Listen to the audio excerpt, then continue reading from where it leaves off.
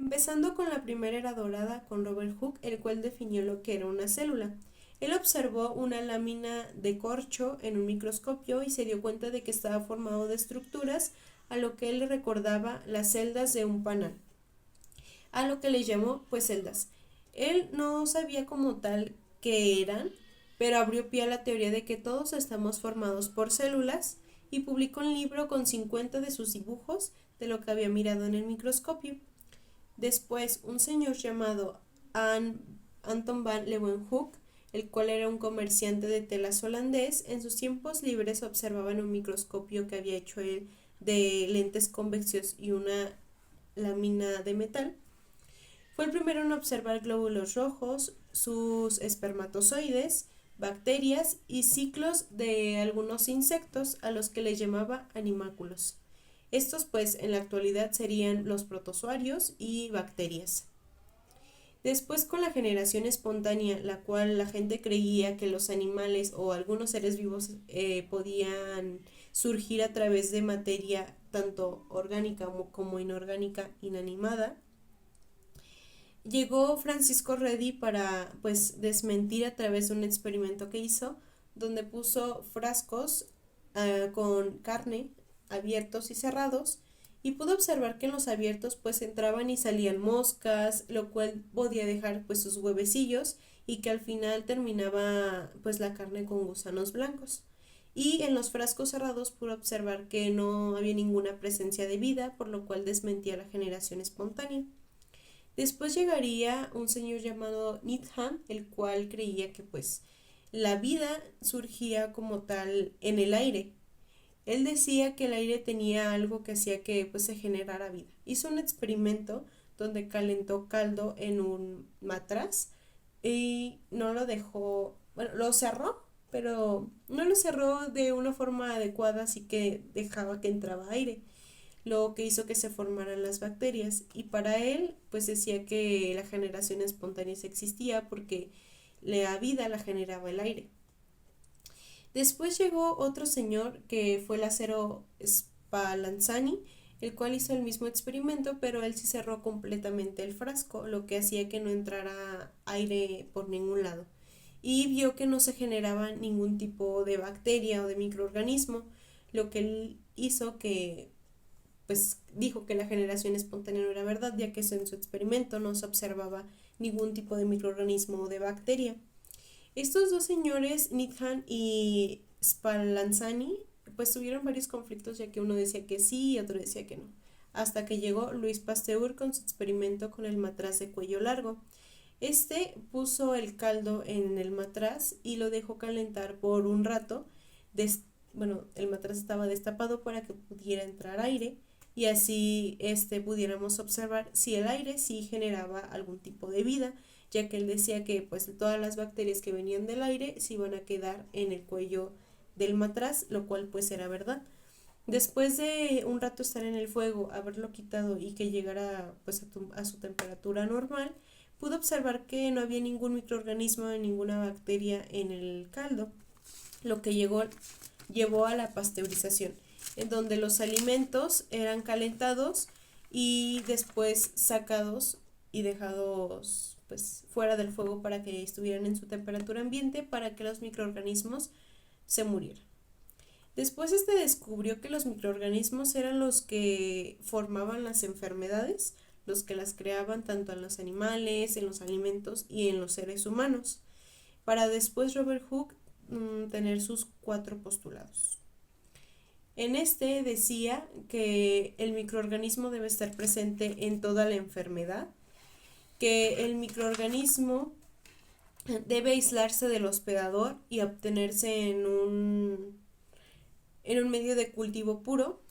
El tercero, en el que decía que la enfermedad debería estar presente en un hospedador sano y tras la inoculación de un cultivo puro de microorganismos. Y el cuarto, en el cual decía que el microorganismo debe ser retirado o recuperado del hospedador después de ser infectado experimentalmente.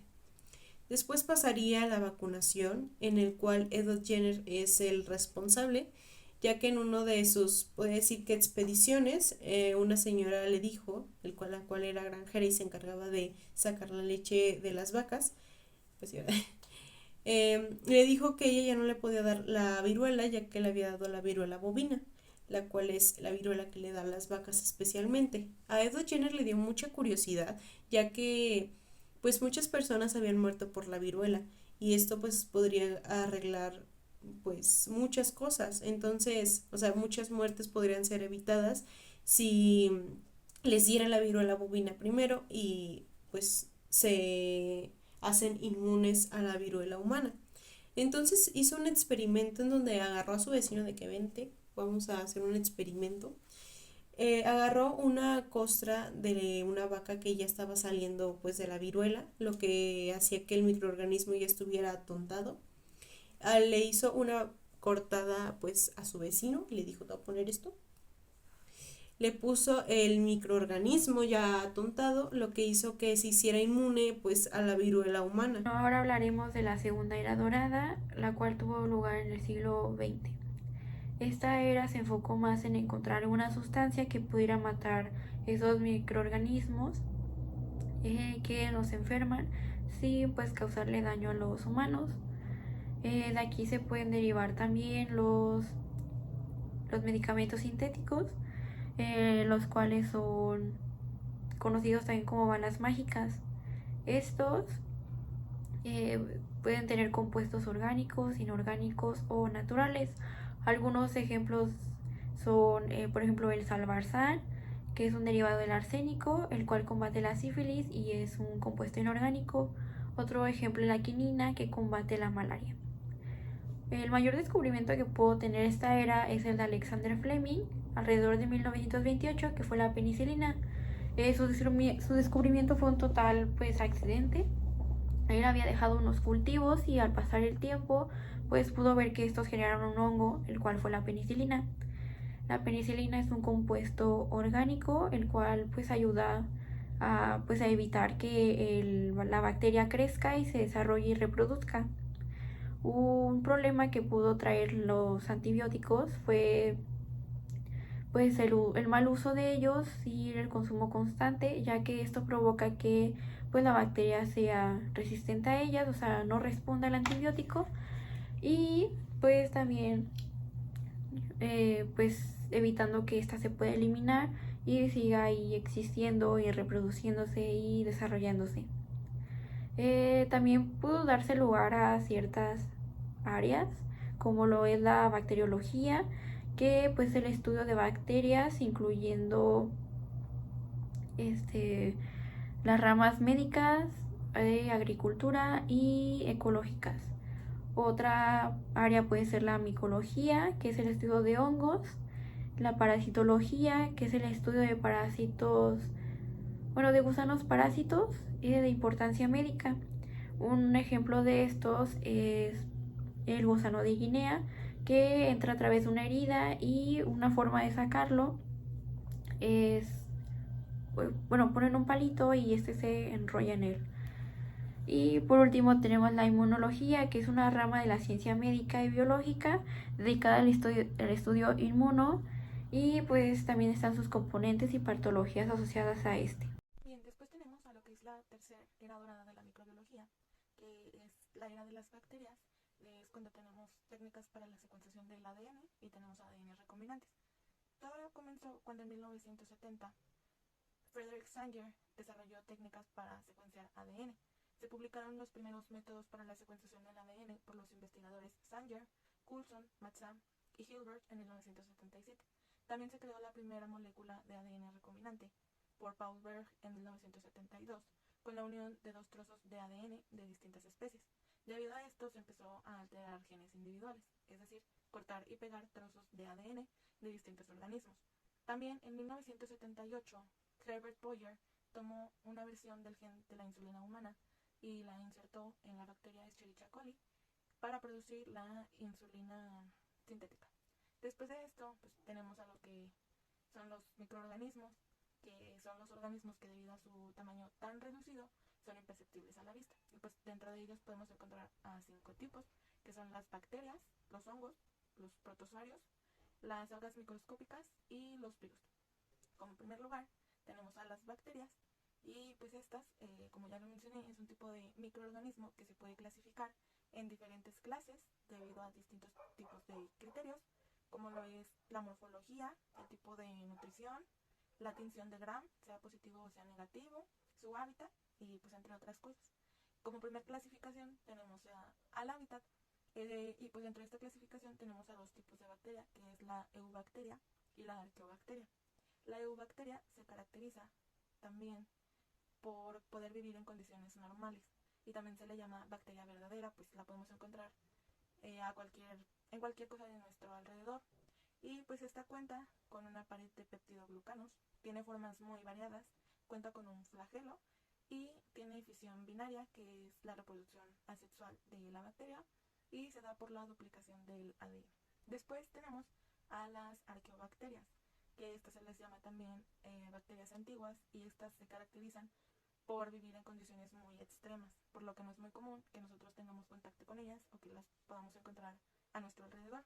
Y pues estas no tienen pared de peptidoglucanos y son halófilos, es decir, que soportan un nivel de sal muy alto, diferente a las otras bacterias, y son termófilos, que soportan una temperatura muy elevada y aún así sobreviven.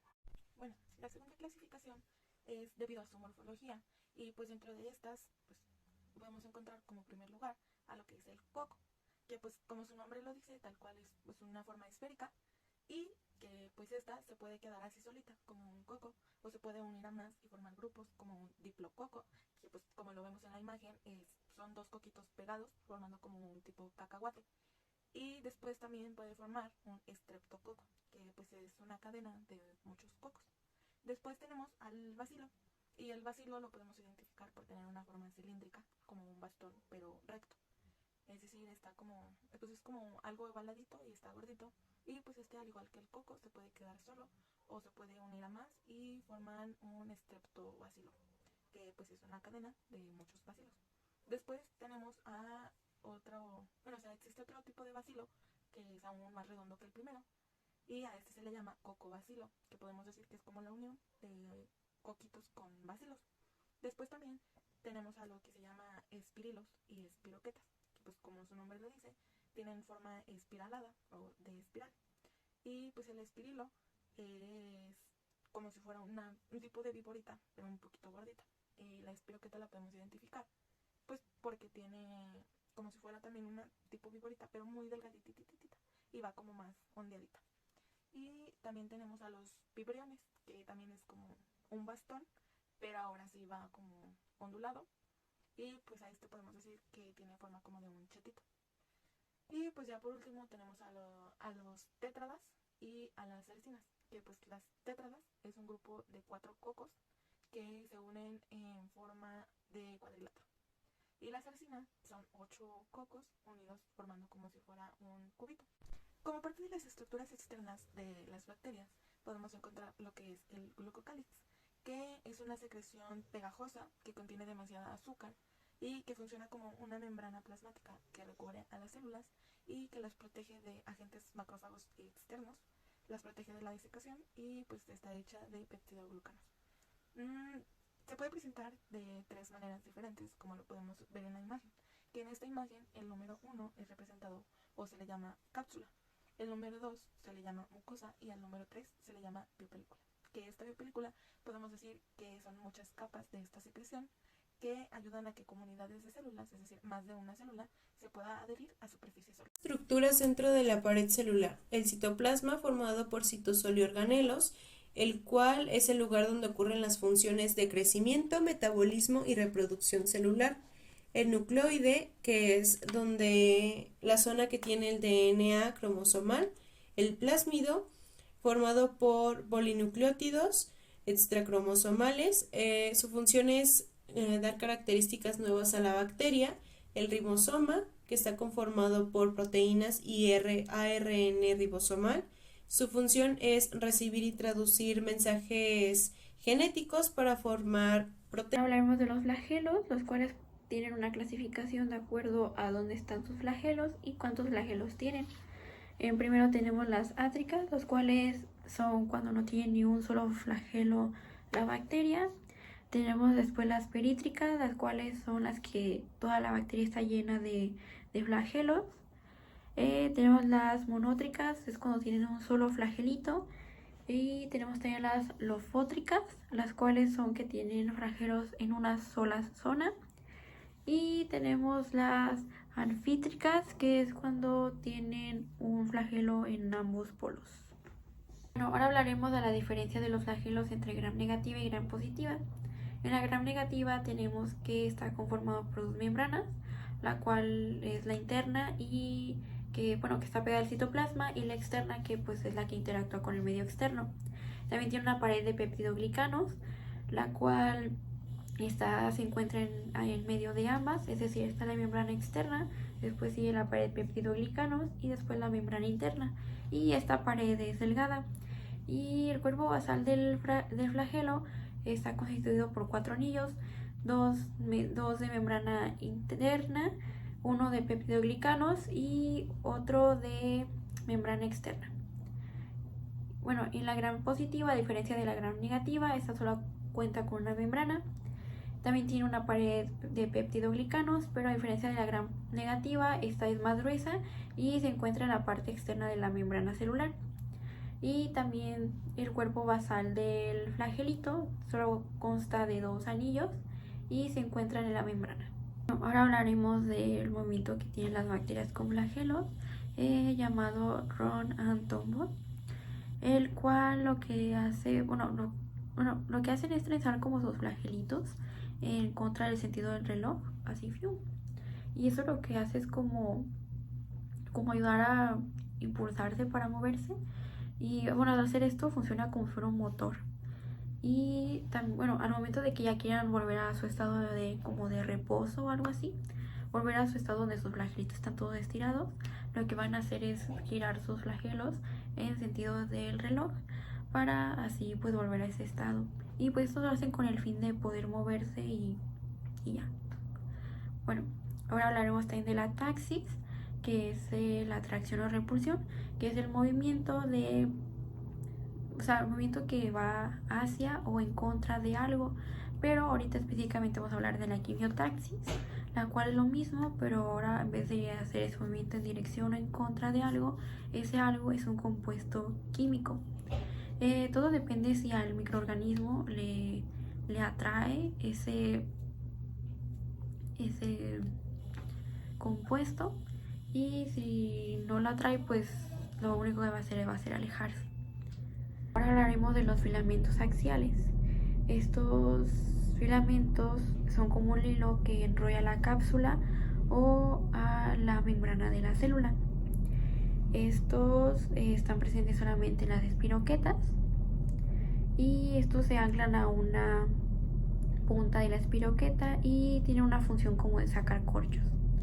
En la fibrae podemos encontrarlos en los polos o alrededor de toda la célula, y esta también tiene como función pues permitir la adherencia a las superficies.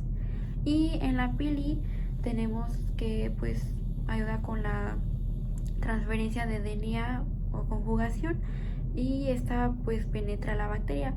Lo podemos ver como si fuera un pene, y pues también ayuda a su movilidad. También la pili tiene una movilidad de contracción. Empezamos con la conjugación bacteriana, la cual son una bacteria que tiene plásmido y otra que no tiene plásmido. Esta se junta con la otra para compartirle de su plásmido. Esto funciona o le ayuda a la otra que, por ejemplo, si una es inmune, la que tiene plásmido, a un antibiótico, le ayuda a la otra para que también lo sea. Pasamos a la pared celular. La pared celular está formada por una red de peptidoglucanos llamada mureína, la cual está formada de 2 azúcares, NAG y NAM.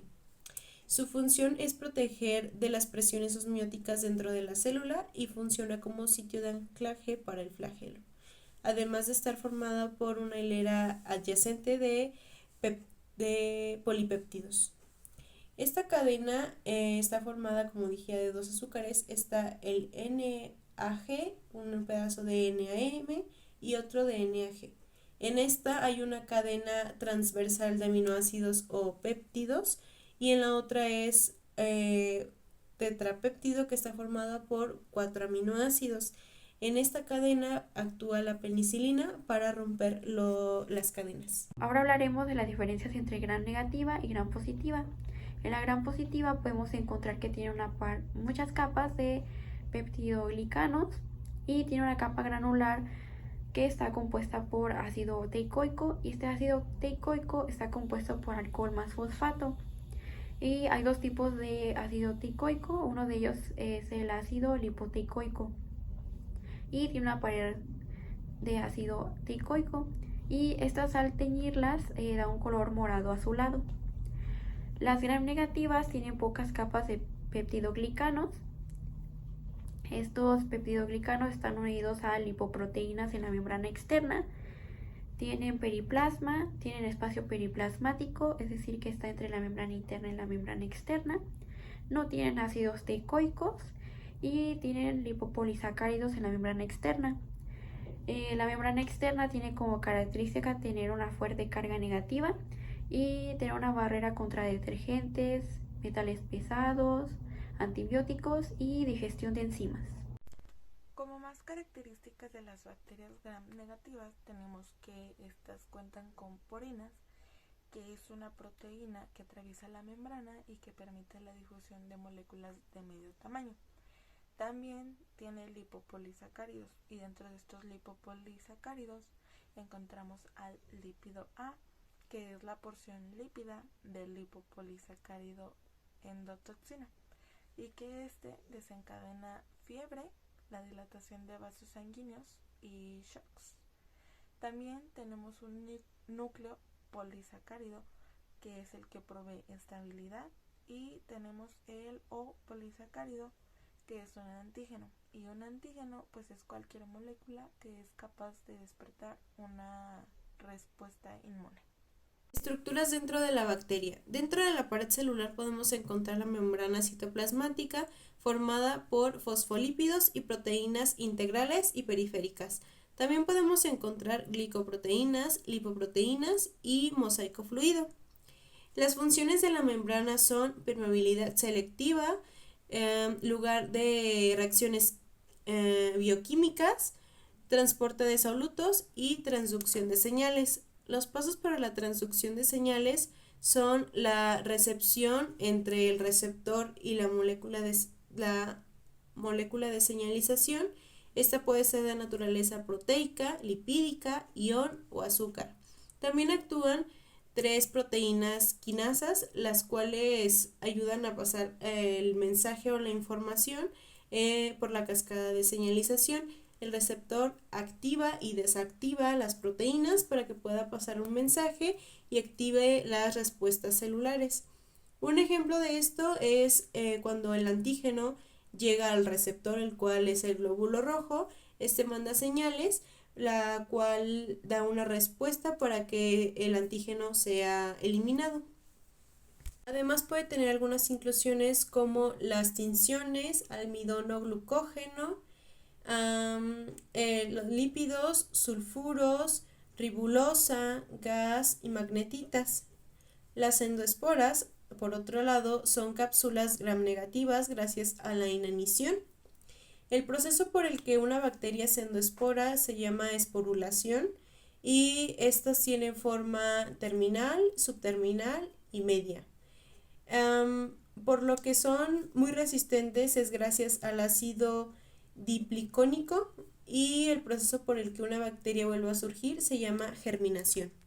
Como origen de los eucariontes tenemos a la teoría endosimbiótica, que en primer lugar fue ideada por Konstantin S. Merezhkovsky, pero que después fue como más experimentada y fue divulgada por Lynn Margulis, que pues esta teoría nos dice que los eucariontes surgen a través de la endosimbiosis, que esta endosimbiosis es cuando una célula anaerobia fagocitó a una célula aerobia, pero que no la destruyó, y entonces esta célula aerobia se quedó dentro de la célula anaerobia y después se integró a su citoplasma y entonces ahora formó una célula con mitocondrias que le iba a generar una mayor producción de alimento, es decir,